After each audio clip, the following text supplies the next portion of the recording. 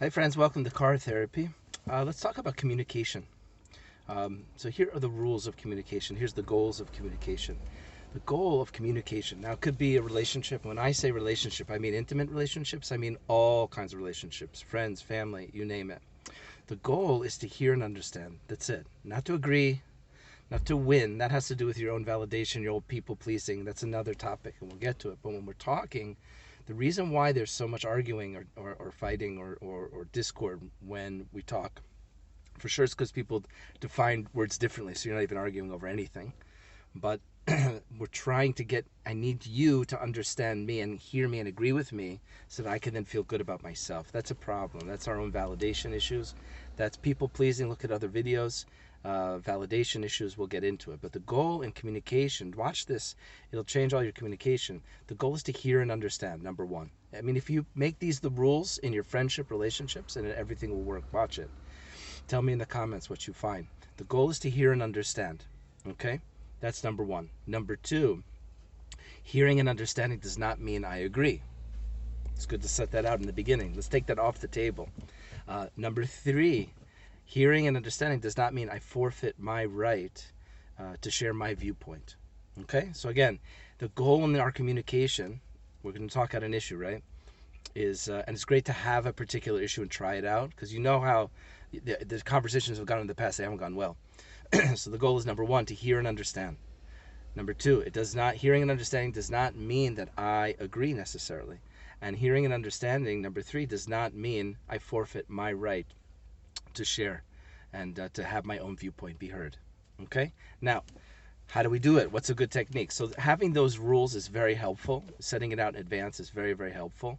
I think a lot of people feel I can't listen to you, hear you, give that to you, that sense of feeling heard, understood, because it's going to mean that then you think I agree with you, but I don't agree and I have my own point, or it means that I then lose my ability to share. If you set out the rules in the beginning, it's extremely helpful.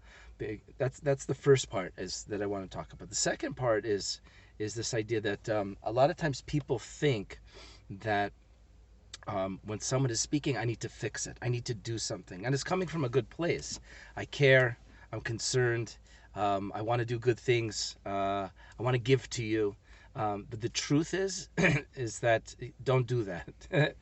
Giving feedback, giving advice, telling someone to fix it is step two. We feel, then we deal. We first deal with feelings, our own, with somebody else's, hearing them, understanding them, validating them. Then if they want to, if they're open to, then we could talk about feedback or whatnot. And you'll see if you switch that, if you make sure you hear somebody first, you give them that sense of being important, counting, mattering, that you hear them and understand them, you'll see that they're much more open to the feedback. Why doesn't it work? Why are a lot of people not reacting the way you want to see them react when you give them feedback, like tell them you give them advice, is because it feels like a rejection.